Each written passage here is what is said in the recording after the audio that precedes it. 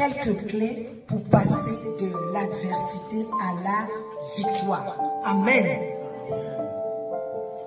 Je rends grâce à Dieu pour nos vies. Je bénis le Seigneur pour ta vie, pour la mienne. Et je suis reconnaissante au Seigneur pour tout ce qu'il a déjà accompli dans ta vie, dans la mienne, dans nos vies, dans la tienne. Et j'aimerais te donner aujourd'hui quelques clés pour que tu puisses passer de l'adversité à la victoire. On va commencer l'enseignement aujourd'hui, mais on ne terminera pas aujourd'hui. Notre Seigneur Jésus-Christ veut que chacun de nous remporte la victoire chaque fois qu'une adversité se présente. C'est la volonté de Dieu. Et je dirais c'est la volonté parfaite de Dieu. Dieu permet l'adversité pour se glorifier. Je dis à quelqu'un, Dieu permet l'adversité pour se glorifier. Est-ce que quelqu'un peut déclarer, Dieu permet l'adversité pour se glorifier? Est-ce que tu peux le dire encore? Dieu permet l'adversité pour se glorifier. L'adversité arrive pour nous rendre encore plus dépendants de Dieu. Est-ce que tu peux dire l'adversité arrive pour nous rendre encore plus dépendants de Dieu?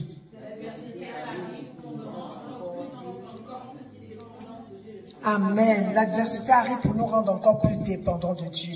Et non de notre intelligence, de notre capacité humaine, de notre sagesse. Le Seigneur veut que toi et moi, nous demeurons toujours dépendants de lui. Et j'aimerais rajouter, s'il n'y a pas d'adversité, bien-aimé, comment le monde verra-t-il que ton Dieu est si grand? Comment le monde verra s'il n'y a pas d'adversité? Tu es d'accord avec moi, John? Voilà. Comment le monde verra que ton Dieu est si grand s'il n'y a pas d'adversité? Chaque fois que Jésus a guéri un malade, délivré un captif, c'était toujours pour manifester sa gloire, afin que plusieurs croient en lui et se convertissent. L'adversité est bonne car elle annonce la gloire de Dieu. Je vais répéter ça. L'adversité est bonne car elle annonce la gloire de Dieu. Est-ce que quelqu'un peut déclarer, l'adversité est bonne car elle annonce la gloire de Dieu? Amen. L'une des plus puissantes clés pour avoir une vie chrétienne victorieuse, en plus d'aimer Dieu et d'avoir la foi, c'est louer et adorer le Seigneur. C'est incroyable parce que depuis quelques jours, je priais et je disais, Seigneur, quel est le message que tu veux que je donne aujourd'hui? Et il y a un message qui montait dans mon cœur et puis je disais, mais Seigneur, est-ce que tu veux que je donne ce message? Et lorsque l'Esprit de Dieu m'a convaincu que je devais donner ce message, je me suis juste rendu compte que on est dans la continuité de ce qu'on a commencé depuis quelques jours. Je répète, l'une des plus puissantes clés pour avoir une vie chrétienne victorieuse, en plus d'aimer Dieu et d'avoir la foi, c'est louer et adorer le Seigneur. Louer et adorer le Seigneur. Louer Dieu, c'est quoi? On le sait tous, mais je vais le rappeler. Parce que c'est important. La répétition est éducative. La répétition est bien. Louer Dieu, c'est remercier Dieu pour toutes choses qui nous arrivent, bonnes comme mauvaises. Je vais le redire. Louer Dieu, prenez des notes. Hein. Vous savez, je vois tout le monde a son cahier. Gloire à Dieu. Louer Dieu, c'est remercier Dieu pour toutes choses qui nous arrivent, bonnes comme mauvaises. Louer Dieu, c'est accepter de rendre grâce à Dieu en toutes circonstances, agréables comme désagréables. Il est plus facile et aisé de louer Dieu pour un événement heureux qui nous arrive, pour une bénédiction que Dieu nous accorde, pour un clin d'œil que Dieu nous fait. Il est plus difficile de louer Dieu lorsqu'on est dans le malheur, dans l'épreuve, lorsqu'on souffre, lorsqu'on est malade, lorsqu'on a des problèmes, et j'utilise ce mot à bon escient, lorsqu'on traverse des situations douloureuses, c'est plus difficile à ce moment-là de louer Dieu et c'est plus facile d'accuser le diable. Vous êtes d'accord avec moi? Lorsqu'on est confronté à une situation difficile, à une maladie, à la souffrance d'un proche, à des soucis financiers, à la désobéissance des enfants par exemple, bref, aux problèmes que nous rencontrons dans nos vies. La louange est extrêmement difficile dans les afflictions. Pourquoi? Parce que nous sommes tellement préoccupés par la raison de l'affliction. Nous nous posons la question de savoir pourquoi cela m'arrive. Est-ce que ça vous est déjà arrivé? Tu vis une situation et puis tu dis, mais Seigneur, pourquoi cela m'arrive? Ça vous est arrivé ça? Amen. Qu'avons-nous fait pour mériter cela? Seigneur, qu'est-ce que j'ai fait pour subir ce que je subis? Qu'est-ce que j'ai fait? Qu'avons-nous fait pour mériter cette affliction? Comment allons-nous nous en sortir? Finalement, on ne laisse pas Dieu agir. On veut absolument agir par nos propres moyens. En réalité, on veut tout contrôler. On veut tout gérer. Tout doit être, permettez-moi l'expression, nickel. Seulement seul Dieu a la capacité de tout contrôler. Nous ne pouvons pas tout contrôler. Nous ne pouvons pas tout gérer. Il y a des situations qui nous dépassent. Il y a des situations qui te dépassent et qui vont encore te dépasser. Parce que Dieu permet que tu vives ces situations pour être encore plus proche de lui. Que tu le cherches encore plus. Tu ne comprends pas. Mais Dieu, il sait tout. Mais il sait qu'après cette situation, il y a quelque chose de bon qui va en sortir. Amen. Que nous dit la parole? On va commencer par un verset qu'on connaît. Psaume 34, verset 20. Le malheur atteint souvent le juste. Le malheur atteint souvent le juste. La Bible ne dit pas le malheur atteint de temps en temps le juste. La Bible ne dit pas le malheur atteint rarement le juste. Le malheur atteint souvent le juste. Mais gloire à Dieu. Car la fin du verset nous dit, mais l'Éternel l'en délivre toujours. Toujours. Toujours. Il ne te laissera jamais chuter. Jamais. L'Éternel l'en délivre toujours. Tu seras toujours délivré, même si tu es dans le malheur. Amen. Amen. Joy, on t'écoute. Celui qui obéit à Dieu souffre beaucoup. Et Dieu. Wow. Mais le Seigneur le délivre de toutes ses souffrances. Oh yes, reprends, c'est trop fort. Celui qui obéit à Dieu souffre beaucoup. Oh, est-ce que tu as compris? Tu souffres beaucoup parce que tu obéis à Dieu. Celui qui obéit à Dieu souffre beaucoup. Quand les gens te disent, mais où est ton Dieu? Il est où dans ta situation? Depuis là que tu nous parles de Jésus, Jésus, on ne voit pas ton Jésus. Il est où ton Jésus? Si quelqu'un te repose encore la question, il faut lui dire, celui qui obéit à Dieu souffre beaucoup. Si quelqu'un te dit, mais ton Dieu, il est où dans toutes ces souffrances? Tu vas lui dire, celui qui obéit à Dieu souffre beaucoup. Souffre beaucoup. La Bible n'a pas dit souffre un tout petit peu. Souffre beaucoup. Est-ce que quelqu'un comprend maintenant que les souffrances auxquelles tu es confronté, que tu trouves, quand tu regardes ces souffrances, tu trouves que c'est beaucoup. Mais c'est parce que tu obéis à Dieu. Il y a une raison à ces souffrances, c'est que tu obéis à Dieu. Oh, je dis à quelqu'un, à l'obéissance crée les souffrances. À l'obéissance crée les souffrances. Les gens ont l'impression que l'obéissance ne crée que la gloire. Mais l'obéissance aussi crée les souffrances. Je ne sais pas si tu avais déjà vu des choses ainsi.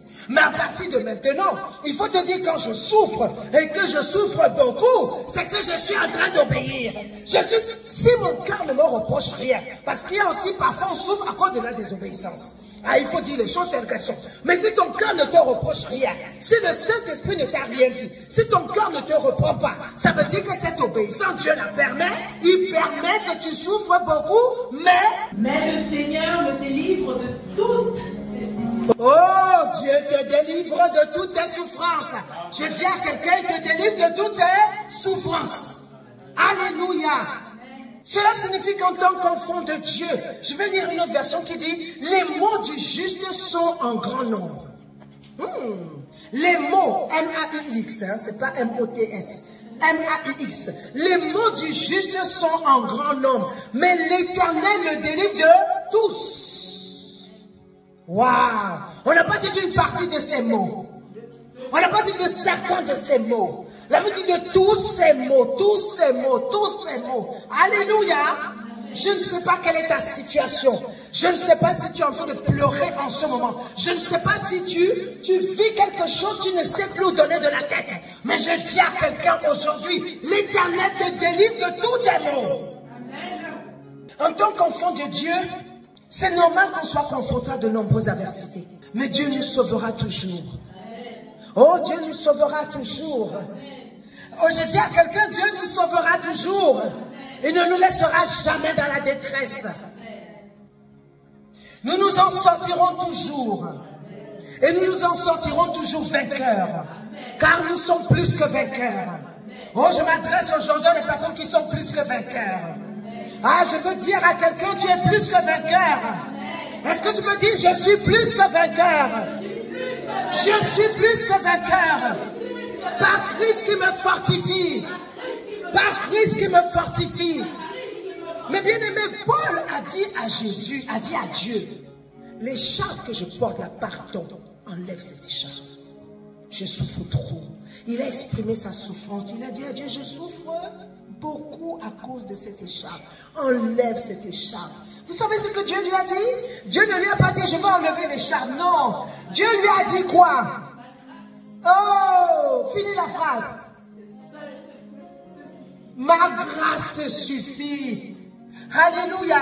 Il ne lui a pas dit, je vais enlever. Est-ce que vous vous rendez compte que Paul, il guérissait les malades, mais lui-même il était malade. Oh, il avait une écharpe dans son corps, mais il guérissait les malades. Et il était puissant, il était tellement puissant qu'il opérait des miracles. Mais il n'arrivait pas à opérer le miracle dans sa propre vie, dans son propre corps. Parce que Dieu lui a dit quoi? Dieu lui a dit, ma grâce te suffit. Alléluia. On pouvait dire, mais comment ce monsieur-là, il est tellement puissant, pourquoi est-ce qu'il ne se guérit pas lui-même? Pourquoi est-ce qu'il ne se guérit pas lui-même? Et il a crié, il a eu beaucoup d'humilité parce qu'il aurait pu dire, bon, je supporte en silence. Mais en fait, il a dit, non, je vais dire à Dieu, c'est trop pour moi, pardon, guéris-moi. Mais Dieu lui a dit, ma grâce te suffit. Il a gardé cette écharpe. La Bible ne dit pas que Dieu a enlevé l'écharpe à Paul. La Bible ne dit pas que Dieu a enlevé l'écharpe à Paul. Donc Dieu est mort. Paul est mort avec cette écharpe. Mais Paul est l'apôtre qui a écrit le plus grand nombre de livres qu'il y a dans la Bible. Vous vous rendez compte?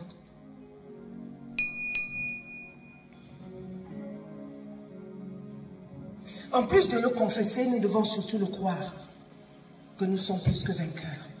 J'ai envie de dire à quelqu'un dans les moments de doute, parce que tu peux arriver où tu commences à te poser la question, Seigneur, est-ce que tu es réellement avec moi? Si tu commences à sentir que le doute arrive, confesse, je suis plus que vainqueur, je suis plus que vainqueur, par Christ qui me fortifie. Ne confesse pas la situation. Plus tu confesses la situation, plus tes pensées sont focalisées sur la situation, moins tu verras la gloire de Dieu. Mais plus tu vas lever tes yeux vers le Seigneur, je lève les yeux vers les montagnes, d'où me vient le secours. Moi, j'ai transformé cette phrase et j'ai dit, je lève les yeux vers le Seigneur, d'où me vient le secours. Le secours me vient de l'Éternel, qui a fait les cieux et la terre. Il ne permet pas que mon pied chancelle. Celui qui me garde ne sommeille point.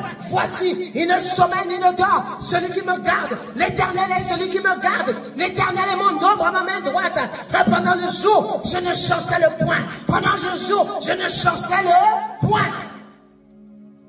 Et la Bible dit, il garde mon âme, il garde mon départ, et il garde mon arrivée. Oh, je dis à quelqu'un, pendant ces moments, c'est là où tu dois te souvenir des versets du début de ta conversion. Des versets qui t'ont poussé à croire en Dieu. Des versets qui ont fait en sorte que la foi est venue dans ton cœur. C'est à ce moment-là qu'il faut penser à ces versets-là. Et non dire, Seigneur, m'as-tu abandonné? Non, il ne t'a pas abandonné. Je dis à quelqu'un, Dieu ne t'a pas abandonné. Alléluia. Nous passons du temps à accuser celui que Dieu a déjà condamné. Le diable, il est condamné depuis la création, il est condamné. Alléluia. Depuis qu'il a désobéi à Dieu, il est condamné. Depuis qu'il a été précipité sur la terre, il est condamné. Et on va nous donner à accuser le diable, que Dieu nous fasse grâce. Il a été condamné au feu éternel lors du jugement dernier. Au lieu de remercier Dieu, au lieu de dire Seigneur, et c'est vrai, je ne dis pas que c'est quelque chose de facile. J'utilise ce terme à bon escient. C'est quelque chose de difficile de dire merci à Dieu dans le moment des défis. Mais c'est ce qu'il faut dire. Seigneur, je te dis merci. Je ne sais pas comment je vais trouver la solution, mais je te dis merci. Je ne sais pas comment je vais faire, mais je te dis merci. Je ne sais pas par où je vais passer, mais je te dis merci. Je ne sais pas, est-ce que je m'en sortirai même, mais je te dis merci. Alléluia. Amen. Passons plus notre temps à bénir Dieu pour tout ce qui nous arrive en bien comme en mal. Je répète, passons plus notre temps à bénir Dieu pour tout ce qui nous arrive en bien comme en mal. Le Seigneur veut vraiment nous enseigner sur la louange. Je répète, le Seigneur veut vraiment nous enseigner sur la louange. La louange, ce n'est pas seulement chanter les cantiques comme nous l'avons fait au début. La louange, c'est dire merci à Dieu, même lorsque les choses sont difficiles. Dire merci à Dieu, même lorsque tu ne comprends rien. Dire merci à Dieu, même lorsque tu ne saisis pas. Dire merci à Dieu, même lorsque tu n'as pas la solution. Dire merci à Dieu, même lorsque tu es accablé. Alléluia. Amen. Le premier point dont je vais parler, la louange et l'adoration. La louange et l'adoration comme première clé pour passer de l'adversité à la victoire. Alléluia. La louange et l'adoration comme première clé pour passer de l'adversité à la victoire. Premièrement, nous devons louer Dieu en toutes circonstances parce qu'il est Dieu. Je répète, nous devons louer Dieu en toutes circonstances parce qu'il est Dieu. Louer Dieu pour ce qu'il est. Louer Dieu pour ce qu'il représente pour nous. Chacun de nous se représente Dieu d'une manière différente. Parce que nous avons rencontré aussi le Seigneur à des moments et selon des circonstances diverses. Nous avons des parcours différents de notre manière de nous représenter Dieu. Et cela peut varier d'une personne à une autre. La manière dont Joyce se représente Dieu n'est pas la manière dont moi je me représente Dieu. Et vice versa. Amen. Pour David par exemple, Dieu est pour lui un refuge, un appui, un secours qui ne manque jamais dans la détresse. Alléluia. Allons dans le psaume 46, le verset 2. Psaume 46, verset 2. Dieu est pour nous un refuge et un appui, un secours qui ne manque jamais dans la détresse. Bien-aimé, Dieu est pour toi un secours. Alléluia. Dieu est pour toi un appui. Dieu est pour toi un refuge qui ne manque jamais. Là, c'est écrit jamais. Souligne jamais dans ta Bible. Souligne jamais. Qui ne manque jamais dans la détresse. Il ne manque jamais dans la détresse. Jamais, jamais, jamais et jamais. Il ne manque jamais dans la détresse.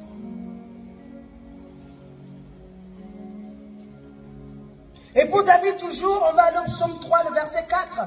Mais toi, ô Éternel, tu es mon bouclier. Tu es ma gloire et tu relèves ma tête.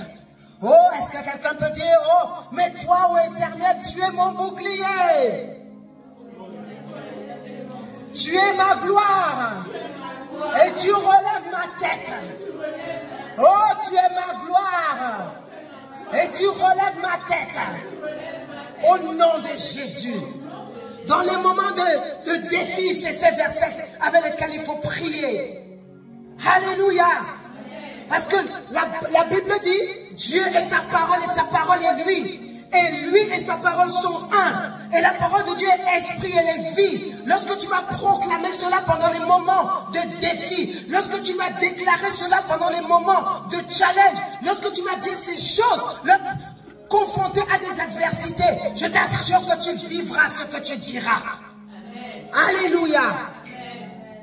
Psaume 9, versets 2 et 3. Je louerai l'Éternel de tout mon cœur. Je raconterai toutes tes merveilles. Je ferai de toi le sujet de ma joie et de mon allégresse. Je chanterai ton nom, Dieu très haut. Vous savez quoi? Lorsque tu vis des moments d'adversité et que tu commences à prier comme ça, c'est une manière de dire, je marche sur ces situations. Je marche sur ces situations. Elles ne peuvent pas prédominer dans ma vie. Je marche sur ces situations. Je m'en sortirai certainement. Tu n'as rien sur ton compte bancaire, mais tu continues de parler. Tu parles la parole. Tu dis, Seigneur, je te loue. Je te loue de ce que je n'ai rien sur mon compte aujourd'hui. Je te loue. Peut-être les huissiers sont à tes trousses. Je te loue, Seigneur, de ce que les huissiers sont à mes trousses. Peut-être que tu es comme moi. Il y a des années, tu as perdu un enfant. Seigneur, je te loue de ce que tu as donné, tu as repris. Que ton nom soit béni. Je te loue, Seigneur, de ce que je vis. Je te loue, Seigneur, de ce que je traverse. Alléluia. Il t'a dit, si tu traverses la vallée de l'ombre de la mort, ne crains aucun mal, car il est avec toi. Je dis à quelqu'un, tu es juste en train de traverser ces situations. Je dis à quelqu'un, tu es juste en train de traverser ces situations. Et David n'a pas terminé de louer Dieu. Il dit, Dieu est sa force, son rocher, sa forteresse, son libérateur, son rocher, où il trouve un abri, son bouclier, la force qui le sauve, sa haute retraite, celui qui le délivre de ses ennemis. J'ai envie de dire à quelqu'un, le jour où tu as rencontré le Christ, qu'est-ce qu'il t'a dit? Quelle est la parole que Dieu t'a donnée? Quel est le réma que tu as eu? C'est ça qu'il faut dire dans les moments de défi. Ce sont ces paroles qu'il faut confesser. Alléluia. Psaume 18, verset 2 à 4. Je t'aime, ô Éternel, ma force. Oh Jésus, je ne sais pas ce qu'il en est pour toi, mais il faut que tu te souviennes. Le jour où tu as donné ta vie à Jésus, le jour où tu as rencontré le Seigneur, quels sont les premiers mots que tu as dit? Moi, je vais te dire ce que j'ai dit. J'ai dit à Dieu, comment un Dieu si grand, tu as pu penser à moi, moi qui suis rempli de péché. C'est ce que j'ai dit à Dieu. Comment est-ce que tu peux m'aimer, Seigneur? La Bible dit qu'il nous a aimés le premier. J'ai dit, Seigneur, comment est-ce que tu as pu m'aimer? Moi qui suis rempli de péché. Hey, tu m'as aimé. Oh, je suis rempli de péché, mais tu m'as aimé. Oh. Je dis à quelqu'un dans ces moments-là, Seigneur, tu dois te rappeler ce que Dieu t'a dit le jour où tu as rencontré le Christ. Quelle est la confession que tu as faite? Quelle est la conviction que tu avais au-dedans de toi? Parce que ce Dieu qui a touché ton cœur ce jour-là, il n'a pas changé. Je dis à quelqu'un, il n'a pas changé. Alléluia. Il n'a pas changé. Même si tu as l'impression que tu vas sombrer, je dis à quelqu'un, tu ne sombreras pas. Il te rattrapera avant que tu n'arrives à terre.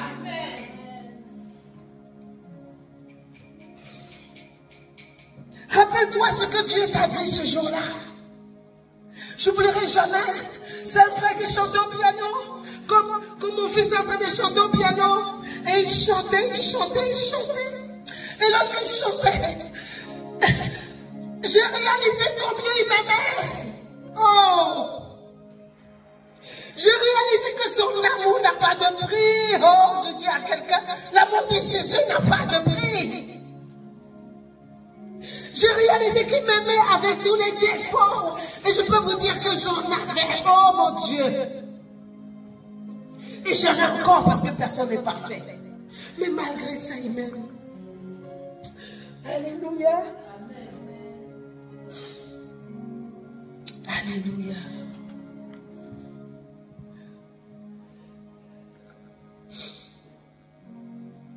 Le psaume 18, verset 2 à 4 nous dit, je t'aime, ô Éternel, ma force. Éternel, mon rocher, ma forteresse, mon libérateur, mon Dieu, mon rocher, où je trouve un abri.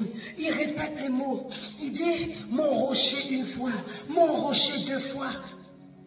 Mon bouclier, la force qui me sauve, ma haute retraite. Je m'écris, loué soit l'Éternel, et je suis délivré de mes ennemis. Alléluia. Et pour Job, Job a tout perdu. Job a perdu tous ses enfants. Il a perdu tous ses biens. Il a tout perdu. Mais qu'est-ce que Job a dit? On va le lire. Oh, bien-aimé. Job 19, versets 25 et 26. Il a dit, il avait tout perdu, Job. Il ne lui restait que sa femme. Et sa femme lui dit, maudit Dieu et meurt. Maudit Dieu et meurt. Maudit Dieu et meurt. Job il a dit, mais je sais que mon Rédempteur est vivant. Alléluia. Je sais que mon Rédempteur est vivant et qu'il se lèvera le dernier sur la terre. Alléluia. Le verset 26 dit, quand ma peau sera détruite, il se lèvera. Après que ma peau aura été détruite, moi-même je contemplerai Dieu. Pour moi, il est mon Rédempteur. Mon Rédempteur est vivant. Il se lèvera le dernier dans ma situation. Il se lèvera le dernier dans ta situation. Ah, je dis, il se lèvera le dernier dans ta situation. Il se lèvera le dernier dans ta situation. Il n'a pas encore fini avec toi. Il n'a pas encore fini avec toi.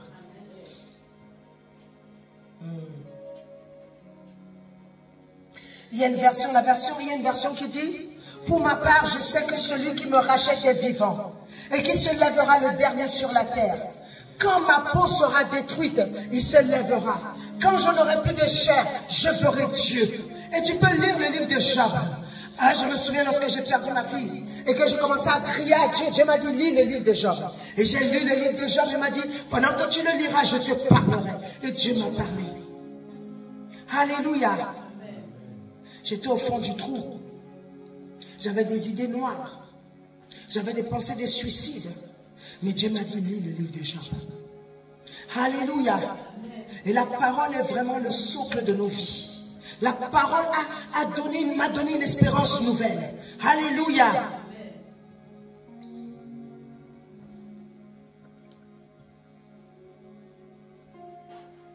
Quelle foi avait Job dans l'intervention de Dieu? Il a dit à sa femme, après avoir perdu tous ses enfants, tous ses biens et tous ses serviteurs, mais Job a répondu à sa femme, qui lui a dit, maudit Dieu et meurt. On va le lire, Job 2, verset 10. Job 2, verset 10. D'ailleurs, on va lire déjà Job 1, verset 22, qui dit, le dernier verset dit, en tout cela, Job ne pécha point et n'attribua rien d'injuste à Dieu. Et après, Job a été frappé d'un ulcère malin. Et lorsqu'il a été frappé d'un ulcère malin, sa femme lui dit, maudit Dieu et meurt. Au verset 9, sa femme lui dit, tu demeures ferme dans ton intégrité. Maudit Dieu et meurt. Verset 10. Mais Job lui répondit, tu parles comme une femme insensée. Quoi? Nous recevons de Dieu le bien et nous ne recevrions pas aussi le mal. En tout cela, Job ne pécha point par ses lèvres. Amen. Pour Job, nous recevons le bien. Et pourquoi est-ce qu'on ne recevra pas aussi le mal? Alléluia. La Bible dit, dans le malheur, assieds-toi et réfléchis. Dans le malheur, assieds-toi et réfléchis. Si tu as l'impression que tu es dans le malheur en ce moment, assieds-toi et réfléchis. Alléluia. En second, point 2, nous devons louer Dieu en toutes circonstances. Pourquoi? Parce que toute chose lui est soumise. Il est souverain. Alléluia. Nous devons louer Dieu en toutes circonstances parce que toute chose lui est soumise. Il est souverain. Il est au centre de tout ce qui peut nous arriver. Rien ne peut se passer dans nos vies si Dieu ne l'a pas permis. Alléluia. Et j'aimerais dire à quelqu'un quelque chose. Note cela, c'est très important. Le résultat d'une louange sincère c'est assurément l'intervention de Dieu selon sa volonté parfaite. Et j'aimerais que quelqu'un puisse écrire cette phrase, puisse noter cette phrase dans le groupe. Le résultat d'une louange sincère, c'est assurément l'intervention divine selon la volonté parfaite. Selon sa volonté parfaite. Le résultat d'une louange sincère, c'est assurément l'intervention de Dieu selon sa volonté parfaite. Et on va voir un exemple maintenant. On va aller dans 2 Chroniques 20. Je vais juste commencer. Et on va s'arrêter dans quelques instants. 2 Chroniques 20, versets 1 à 30. Je ne lirai pas tout. Je vais lire juste quelques versets qui nous intéressent. 2 Chroniques 20, versets 1 à 30. Nous allons lire quelques versets. Et je vous laisse le loin de soin. Je vous demande de lire tout ce chapitre. Je vous demande de lire tout ce chapitre.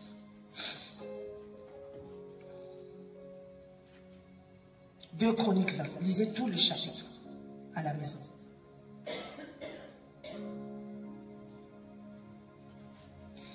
Et j'espère vraiment de tout mon cœur que vous serez conquis lors de la lecture de ce texte, comme moi je l'ai été.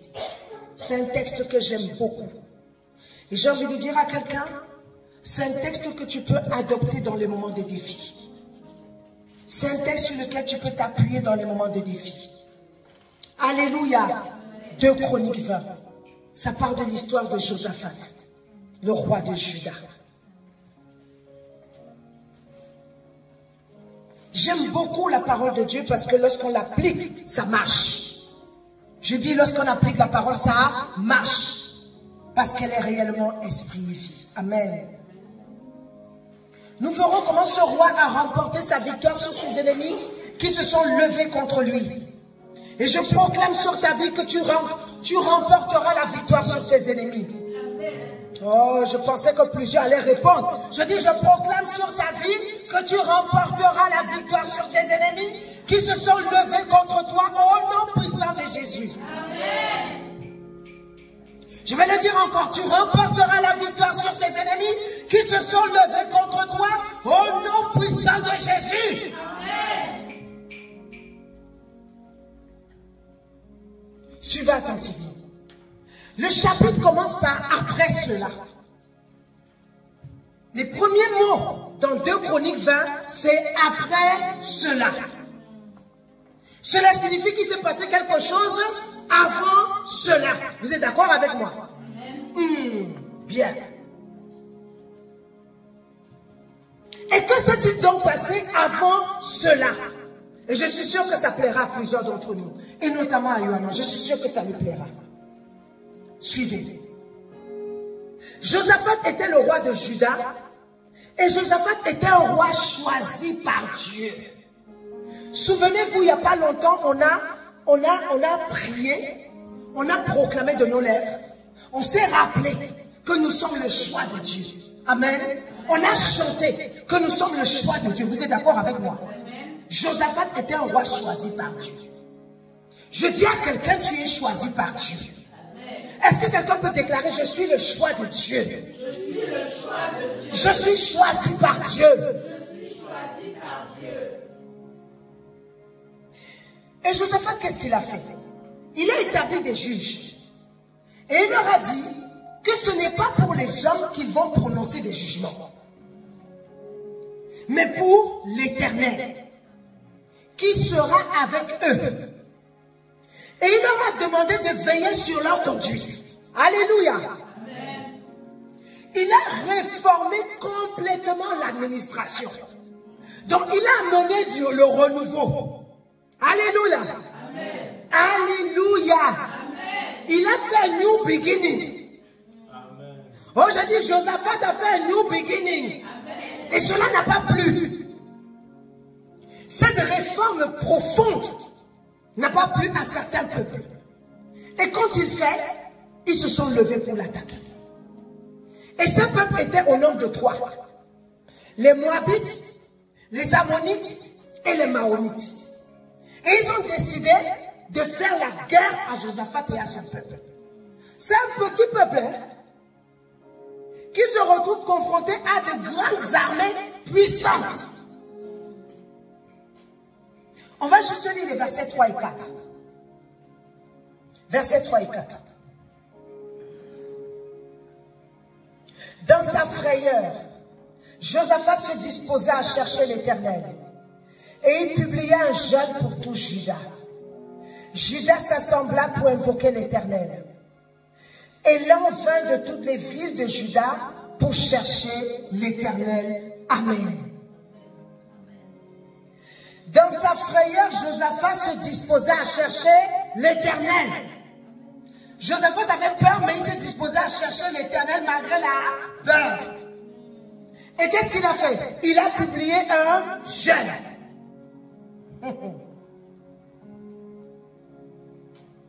Il a assemblé le peuple pour invoquer l'Éternel. Et les gens venaient de plusieurs villes de Juda pour chercher l'Éternel. Alléluia. La seconde clé pour passer de l'adversité à la victoire, c'est vaincre la peur. Écris cela, écris. Vaincre la peur. Écris. La seconde clé pour passer de l'adversité à la victoire, c'est vaincre la peur. Josaphat a eu peur, mais il s'est levé en dépit de la peur. La peur ne doit pas nous tétaniser au point de ne plus agir. Il y en a, ils sont bloqués à cause de la peur. Ils ne peuvent plus faire un pas en avant à cause de la peur. Ils ne savent plus quoi faire à cause de la peur. Ils ne savent plus quoi dire à cause de la peur. Ils ne savent plus comment réagir à cause de la peur. La peur ne doit pas te tétaniser, bien-aimé. Nous devons la combattre par tous les moyens. Amen. Car elle ouvre une grande porte au diable. La peur, je dis souvent, la peur te connecte au diable comme la foi te connecte à Dieu. Écrit. La peur te connecte au diable comme la foi te connecte à Dieu. Pourquoi je le dis? La foi, c'est la ferme assurance des choses qu'on l'on espère. Oui ou non? Amen. Et on espère des choses qu'on ne voit pas. Hébreux 11, verset 1. Or, la foi est une ferme assurance des choses qu'on espère. Une démonstration de celles qu'on ne voit pas. Donc, tu as la démonstration des choses que tu ne vois pas. Tu ne les vois pas, mais tu espères tellement en elles qu'à un moment donné, elles vont se manifester. C'est ça la foi.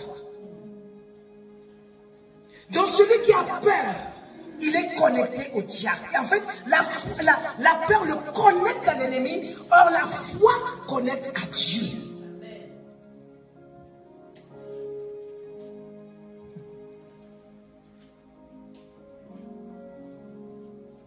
Nous devons combattre la peur par tous les moyens, je disais. Car elle ouvre une grande porte au diable si nous la laissons nous envahir complètement et nous ne faisons rien. La peur pousse à agir d'une manière qui déplaît fortement au Seigneur. La peur nous connecte à l'ennemi, or la foi nous connecte à Dieu. En effet, lorsque nous avons peur, le diable nous envoie des mauvaises pensées. Oui ou non? Merci John. Nous pousse à poser des actes déplorables. Notre intelligence n'est pas renouvelée et c'est là où nous pouvons chuter. Mais tu ne chuteras pas au nom de Jésus. C'est la raison pour laquelle nous devons combattre la peur par tous les moyens. Amen. Amen. Car elle ouvre une porte au diable si nous la laissons nous envahir complètement et nous ne faisons rien. Donc il faut faire quelque chose. Il faut combattre l'esprit de peur. Il faut prendre autorité sur l'esprit de peur. Luc 10, 19 t'a donné le pouvoir. Tu as le pouvoir de marcher sur toute la puissance de l'ennemi et rien ne pourra te nuire. Donc tu as le pouvoir de marcher sur l'esprit de peur et d'ordonner à l'esprit de peur de quitter ta vie. Alléluia. Josaphat a été effrayé par la multitude nombreuse. Mais il ne s'est pas laissé intimider par le diable. Il s'est levé pour agir. Toi aussi, malgré la peur, lève-toi pour poser des actions concrètes. Déclare après moi, je me lève. Et j'agis. Je brise l'esprit de peur. Je chasse l'esprit de peur. Esprit de peur, je viens contre toi. Et je te commande de quitter ma vie. Au nom puissant de Jésus. Tu n'as pas d'autre choix que de quitter ma vie. Je divorce avec toi aujourd'hui. Tu es assez perduré dans ma vie. Tu quittes ma vie maintenant. Je te l'ordonne au nom de Jésus. Et tu ne reviens plus jamais. Au nom puissant de Jésus. Je me tiens dans la foi. Je me tiens dans la foi. Je me tiens dans la foi. Parce que celui qui a vaincu la mort, il vit en moi par le Saint-Esprit. Il vit en moi par le Saint-Esprit. Je dis peur. Tu quittes ma vie. Tu sors de ma vie. Je te chasse immédiatement. Et tu ne reviens plus jamais. Au nom de Jésus. Amen. Tu peux acclamer. Oh, je dis, tu peux acclamer. Alléluia. L'armée de Josaphat était insignifiante par rapport aux 3 armées qui sont venues contre lui. Il était en infériorité numérique, mais il s'est quand même levé. Oh, j'ai dit, il s'est quand même levé. Et qu'est-ce qu'il a fait, Josaphat? Josaphat, il a parlé à son peuple. Et il a dit au peuple, mettez-vous en jeûne. Alléluia. Mettez-vous en jeûne. Quand tu vis une adversité, et je dirais une grande adversité, un combat intense, et tu ne sais plus quoi faire, tu as tout essayé, tu peux décider d'agir comme Josaphat. Tu prends un moment de jeûne et prière pour chercher la face du Seigneur, afin de prendre les bonnes décisions et d'agir conformément à sa volonté parfaite. Et pendant ce temps, tu restes sensible à l'esprit, afin qu'il te conduise sur la manière dont tu dois observer ce jeûne. Et n'oublie pas que le jeûne est toujours accompagné de la prière. Sinon, il ne sert strictement à rien de jeûner. Ce n'est pas seulement de se priver de manger, mais aussi, il faut prier. Amen. Amen. Ah, c'est pourquoi je décrète un jeûne de 5 jours. Je dis, je décrète un jeûne de 5 jours. Alléluia. Je décrète un jeûne de 5 jours. Et on commence le jeûne quand? Oh yes, on commence le jeûne demain. Demain on commence le jeûne. Demain on commence le jeûne. Alléluia. Ah, je dis, l'adversité est venue contre toi. Tu vas te lever et tu vas dire à l'adversité, oust. Tu vas lui dire, oust.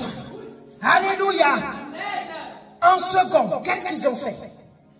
Ils ont adoré l'Éternel.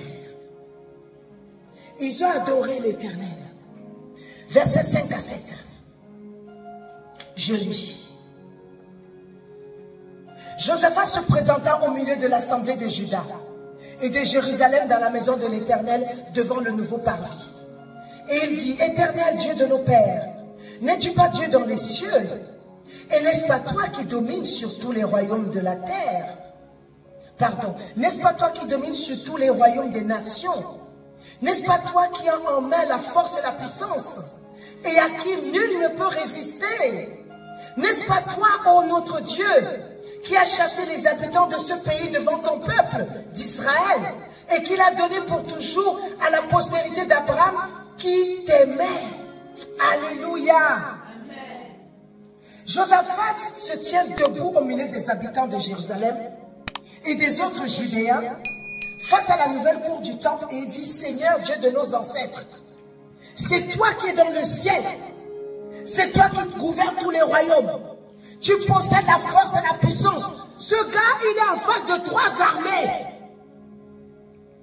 mais il a commencé par louer Dieu. Alléluia. J'ai dit, il a commencé par louer Dieu, et il dit à Dieu, tu possèdes la force et la puissance, et personne ne peut te résister.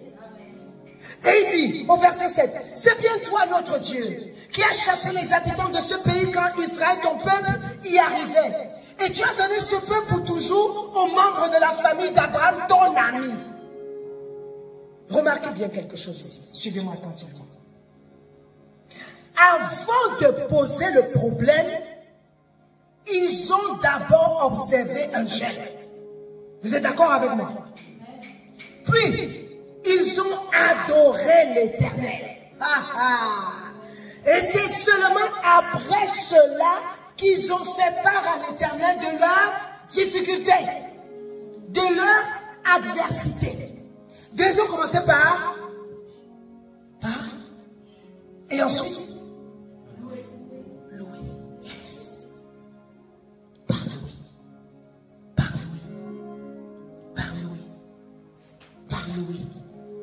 Par louer.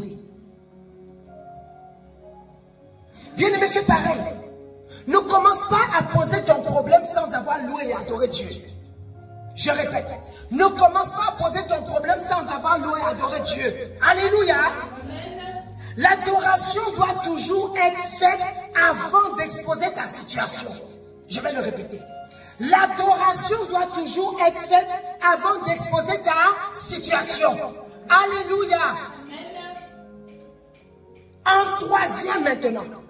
C'est là ils ont exposé simplement et clairement leur requête à Dieu. Et là, moi, je t'exhorte, bien-aimé. Tu présentes ta demande très simplement au Seigneur. Assure-toi qu'elle est précise. Je répète. Tu présentes ta demande très simplement au Seigneur. Assure-toi qu'elle est précise. Il ne faut pas que ce soit flou. Il ne faut pas que ce soit flou. Ça doit être très clair. Très clair. Alléluia. Amen. Lisons versets 8 à 12. Ils ont habité et tu ont bâti un sanctuaire pour ton nom, en disant, si nous survient quelque calamité, l'épée, les jugements, la peste ou la famine, nous nous présenterons devant cette maison et devant toi, car ton nom est dans cette maison. Nous crions à toi du sein de notre détresse et tu exauceras et tu sauveras. Verset 10. Maintenant, voici les fils d'Ammon et de Moab et ceux de la montagne de Séhir, chez lesquels tu n'as pas permis à Israël d'entrer quand il venait du pays d'Égypte. Car il s'est détourné d'eux et ne les a pas détruits. Les voici qui nous récompensent en venant nous chasser de ton héritage, dont tu nous as mis en possession. Verset 12. Ô notre Dieu, n'exerceras-tu pas tes jugements sur eux? Oh! Lorsque tu as fini de présenter ta requête, tu dis à Dieu, oh mon Dieu, n'exerceras-tu pas tes jugements contre mes ennemis? Car nous sommes sans force devant cette multitude nombreuse qui s'avance contre nous. Et nous ne savons que faire. Mais nos yeux sont sur toi. Alléluia. Oh, je répète ça, il dit, car nous sommes sans force. Tu peux dire, Seigneur, je suis sans force. Devant ce problème qui me tétanise. Devant ce problème qui me dépasse. Je suis sans force. Devant cette adversité, je suis sans force. Et je ne sais que faire. Mais mes yeux sont sur toi. Alléluia. Amen.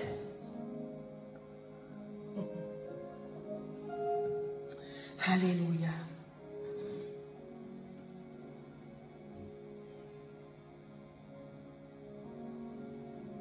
Une version dit, toi notre Dieu, est-ce que tu ne vas pas nous rendre justice contre eux? Nous sommes faibles devant cette armée immense qui vient nous attaquer. Et nous ne savons pas quoi faire. C'est pourquoi nos yeux se tournent vers toi.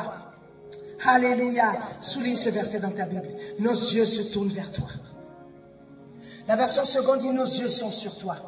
Lorsque tu as fait état de ta situation à Dieu, il est très important de lever les yeux vers lui. Alléluia. Je dis, lorsque tu as fait étalage de ta situation à Dieu, il est très important de lever les yeux vers lui. C'est-à-dire de t'attendre à lui et à lui seul. Je répète, de t'attendre à lui et à lui seul. Tu dois être à ce moment-là à l'écoute attentive de la directive du Seigneur. Alléluia. Je dis, tu dois être à ce moment-là attentif ou attentif à la directive du Seigneur.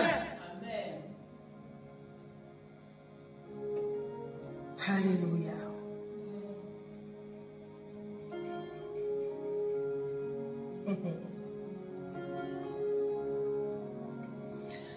On va poursuivre dimanche prochain.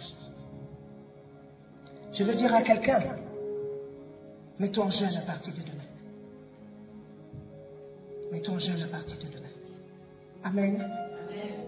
Et suis ce processus. Il est précis, il est clair.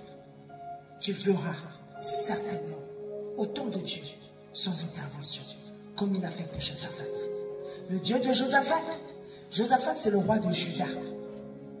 Jésus, c'est quoi? Il est le au-delà par rapport à Juda. Il est le lion de la tribu de Juda. Alléluia. Il est le lion de la tribu de Juda. Dans le lion de la tribu de Juda habite en toi par le Saint-Esprit. Dans cette situation, certainement, tu auras la solution au temps de Dieu. Alléluia. Je dis cette situation, tu auras la solution au temps de Dieu. Alors crois en lui. Mets-toi dans le jeûne et la prière. Observe cela. La suite, prochainement. Que Dieu vous bénisse.